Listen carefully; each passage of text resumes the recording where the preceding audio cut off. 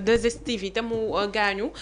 nekkoon 2S taal ngol-ngol lañ koy woowee voilà taal ngol-ngol merci beaucoup ma sœur Koumba Sall Badiane Aïda également merci Diagne merci beaucoup Bambi Camara alors Daouda yéen tamit xam nga nag est-ce que neex ngeen a tàggat parce que tàgg la olof di wax tàgg voilà parce que beaucoup disent que ni par exemple le premier ministre Ousmane Sonko utilisé na le mot fumier en parlant d'une partie de l'opposition, le mot résidu également d'une partie de la société civile, le mot résidu également en parlant de l'opposition sénégalaise, mais en lieu et place le Père Moustapha Diakhaté bi muy utiliser le mot guñaafié dañ ko jël placé ko sous mandat de dépôt est-ce que tamit loolu du xaw a fësal tuuti wala mu dëggal li ñenn ñi di wax naan léegi justice bi dafa am 2 poids 2 mesures. waaw xam nga maa ngi lay sant encore une fois. di wax ni sama waa ji rek ne ko. chimère. Débat bi yaakaar naa ni dañu soxla mu nekk débat bu technique bu nga xamante ni tey dañ fiy jaaree sénégalais yi jàngee ci li ñu xamutoon ñu xam ko mu nekk loo xam ne dinañ fa jaaree heure bu jotatee ñu taxaw kar ko te xam ni fii liñ fiy wax xam-xam lay doon. Donc je pense que man je ne veux pas personnaliser des débats. wax diw moo ni lii ba mu waxee lee nee nañ ko lee non c'est-à-dire je veux que tout ce que je dois dire ici mu nekk loo xamante ni lu sénégalais yi xamutoon la ñu gindi leen ci ñoom ñu xam ko pour que suñu daje bi mën a am lu mu mën a participer ci développement réew mi. Donc li may wax ci loolu moom mooy que ni man damay ñaawlu bépp kàddu boo xamante ni dafay xotti wor ma nit ci ak fu mu mën a jóge que mu jóge ci waa Pastef que mu jóge ci keneen ak keneen ak keneen j'ai l'habitude de dire que ni man du ma wax nit lu ñaaw xam nga la moo tax du ma wax nit lu ñaaw mooy que ni sama philosophie dafa bokk ci ne tey heure bu ma yëkkatee kàddu gu ñaaw teg ko ci Simer mii naa dindi turu Simer ma jël sama papa bi ma jur ma teg ko ci place Simer si ça ne colle pas rek waruma ko génnee sama làmmiñ di ko wax Simer ak ku mën a doon donc je suis naturellement comme ça noonu lay doxee te noonu lay dundee li mu wax ne guñaafiye du dara parce que gis nga nit kàddu bu ñëwee te jëmul ci yow su la neexee nga ni du dara bu jëmee ci yow bu la neexee nga ni dara la gis nga li Ousmane Sonko wax résidu ñi nga xamante ni tey jàng nañu yoo xam mën na dem ci dictionnaire yi xool bu ñu demee ñu génnee lan mooy résidu ak ban contexte la ko waxee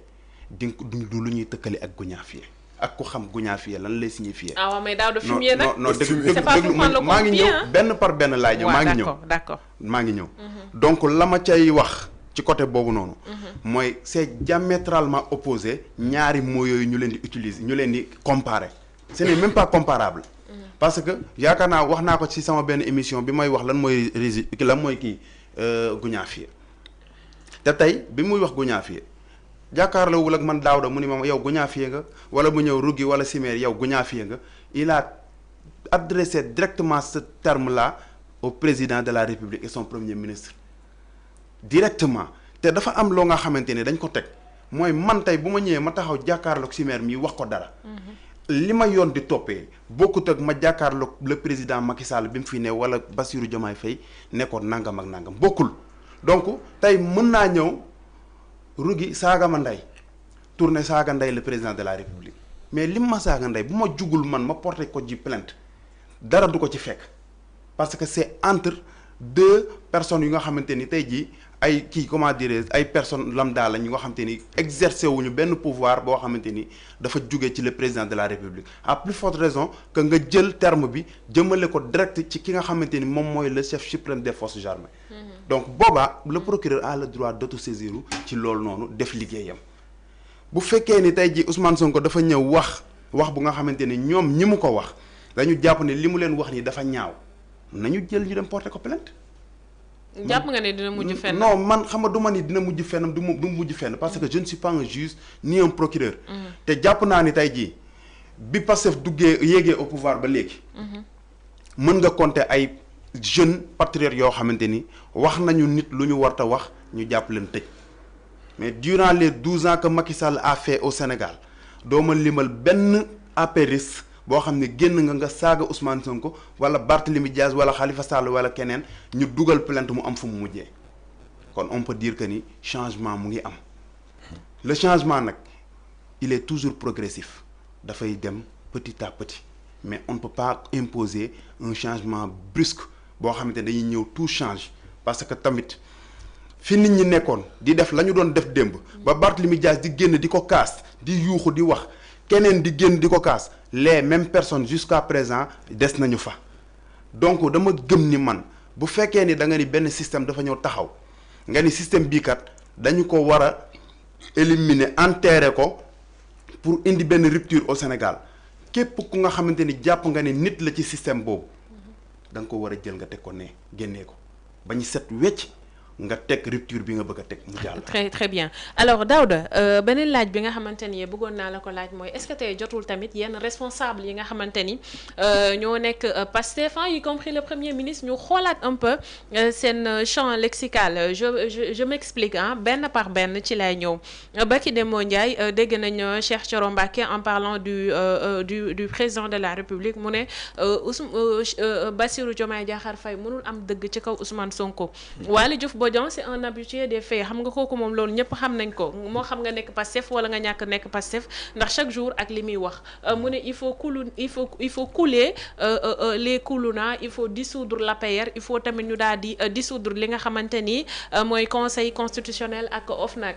nga dégg également Cheikh Bara Ndiaye également moom tamit mu yëy yàbbi ci lu ñu mel Birame Souleye Diop également moom mi nga xamante ni c'est le ministre de l'énergie bokk tey ci responsable yi gën a mag biir Pastef mu ne ku saaga Ousmane Sonko saaga leen ko te dara du leen ci fekk est-ce que tey jotul ñi nga xamante ni tey ñoo ŋànk seen parti bi nekk kilifa yi ñu xoolaat bu baax kàddu yi nga xamante ni ñoo ngi koy yëkkati di ko teg ci place publique bi. waaw xam nga Rougui man dama gëm ni tey jii Pastef dafa xeex dund injustice lépp lu nga xamante ni tey injustice bi gën a ñaaw ci àdduna depuis que le Sénégal est le Sénégal jusqu'à nos jours li Ousmane Sonko dund ci injustice homme politique mosu ko dund ci injustice te gaw ma ni homme politique dina ko dund ci injustice ndax da ko dul dékku du ko fa xaar lim fi xaar ba tey devenir le premier ministre du Sénégal ba choisir un président de la République teg ko fi yaakaar naa ni homme politique dootu ko dund wala boog buñ demoon ba bëgg ko dundloo un homme politique du ko fa xaar day xaddi ndax bari na tey ñu bokk Pastef ñu nga xamante ni tey xaddi woon nañu bari na ñoo xamante ni tey dem nañ seeti Ousmane Sonko à la prison wax ko ne ko non est-ce que duñu arrêté mu ni leen yàlla mooy joxe yàlla mooy maye te yàlla mooy xañe te lépp lu yàlla bind ci jëwu nit ki ne di nga ko am du nit moo la ko mën a xañ et je pense que ni tey opposition bi may gis fii nii ñuy tëlli kenn ku ci nekk di wax ëpp ñu moyen Macky Sall bi fi amoon i moyen ëpp ñu ko xam-xam ci wàllu politique gënuñu ko mën a def jëf ju ñaaw dàquñu ko yàq te pourtant il a tout fait tout ce qu'il pouvait faire il l'a fait pour éliminer Ousmane Sonko dissoudre na Pastef def nañu lépp loi bu ñu xam article bu ñu xam alinéa indi nañ ko teg terewul Ousmane Sonko est aujourd'hui le chef du gouvernement. Bassirou Diomaye Faye est le président de la République de tous les Sénégalais. Donc dama bëgg ñu xam ne gis nga chaque personne a sa manière de faire et une opposition nous voulons une opposition digne de son nom. bu nga xamante ni dafay taxaw dëggal boppam ci ay idées ci ay arguments yu solides ci ay lépp lu nga xamante ni tey lu mu war a dénoncer la pour éclairer la lanterne des Sénégalais mu def ko mais pas une opposition bu nga xamante ni tey da nga jàpp ni sa àdduna yépp ba mu fi defee lii ba mu xasee kee ba mu nangam ça n'a rien à voir avec ce que vous voulez parce que si vous voulez être un dirigeant de ce pays-là da nga war a wane loo xamante ni tey jii dinañ ne kii kat bu ñu ko joxee réew mi dina ko jëlee ci point A yóbbu ko ci point B. xam nga Macky Sall dafa ñëwoon daan ne je vais réduire l'opposition à sa plus simple expression. Waly Diouf Bodiang li mu wax gisuma ci lu ñaaw xam nga lan moo tax. gis nga en politique à chaque fois que tu as l'opportunité d'éliminer l'adversaire légalement il faut le faire. waaye Waly Diouf li mu wax ci dëgg maa ngi ñëw may leen ma rek ma ñëw Waly Diouf man je l'aime man dama ko bëgg xam nga la moo tax dafay assumer li mu gëm pleinement gis nga nit li nga gëm da nga koy assumer pleinement gis nga quand tu gagnes il faut gouverner avec tes hommes ay raayal beeg non c'est-à-dire parce que amul sens xam nga la moo tax. da nga ànd ak ay nit dignement ngeen xeex ba yàlla def ñoom am ñu ci dee am ñu nga xamante ni tey jii dañ ci gaañu définitivement mënatuñoo am njariñ ci àdduna am ñu nga xamante ni ils ont perdu leur bien ñii seen i jabar fekk nañ leen ci prison bi ñaan leen baat ñii xëy nañ génnee seen i bagage ci appartement yi ñu nekkoon sànni ko ci mbedd yi donc loolu lépp boo ko loolu la ko ay nit dundalee parce que yow yaa woote loo xamante ni tey jii dañ ko gëm ni lii moo war a changer réew mi donc je pense que ni tey bu ñu demee ba accéder au pouvoir ñooñu war nañoo am au moins ak yelleef bu la warloo ak ñoom. waaye Daouda est-ce que kuy liggéey di nga tala wax. parce que nag port autonome de Dakar bokk na ci poumon économique. bu Sénégal. mais seetlu bi mooy port nag wax dëgg fa yàlla nañ ko xamee woon démb ak bërki démb ak xar kanamam jamono ji xaw na wuute. peut-être situation économique actuelle du pays peut-être loolu mën na ko waral y a aussi peut-être d'autres facteurs mais tey wax dëgg fa yàlla Waly Diouf Bodiang pour quelqu'un ki nga xamante ne tey yow yaa yor li nga xamante ni bokk na ci li gën a ëpp solo ci suñu koom-koom muy port autonome de Dakar et que chaque jour ñu di la dégg quand même si débat de borne fontaine wala si débat de bas étage nga baal ma si kaddu gi est-ce que tamit loolu doon na loo xamante ni également tey mën na favoriser li nga xamante ni tey moom mooy paix sociale sànq sama question bi da nga ko xaw a tëb. ba tey duggoo ci biir Birame Souleye également. quand il appelle au gatsa dama toll ci saaga Ousmane Sonko saaga leen ko est-ce que loolu aussi dina favoriser jàmm. su ma jugee woon ci Waly Diouf Bodiang ci Birame Souleye. d'accord acca pour wala ne on va assumer tout. pleinement. gis nga li ñuy wax ci port autonome de Dakar. parce que gis nga fi ku nekk génn na wax yow jàng nga. xëy na Chimère mën naa am xëy na lu mu ñàkk a jàng def na seet àgg na CM2. Chimère jàng na de daa fàtte la moo résidus rek waxuma ne jàngul de dama ni. non je sais waxuma ne jàngul de je taquine dama ni même lu mu ñàkk a jàng. je pense que ni àgg na CM2. te dégg na ñu ni. ñu am habitude di ñu wax nañu la balance commerciale du Sénégal est déficitaire. je pense que loolu yàgg nañ ko dégg. képp ku def CM2. yàgg nga dégg loolu. tey boo demee nga def say recherche. di nga gis ni la balance commerciale du Sénégal n'est plus déficitaire. te balance commerciale du Sénégal bu déficitairewul rek cela veut dire que l'exportation dépasse largement en valeur l'importation. donc te loolu mënul jaar fudul port mënut a jaar fudul port parfois man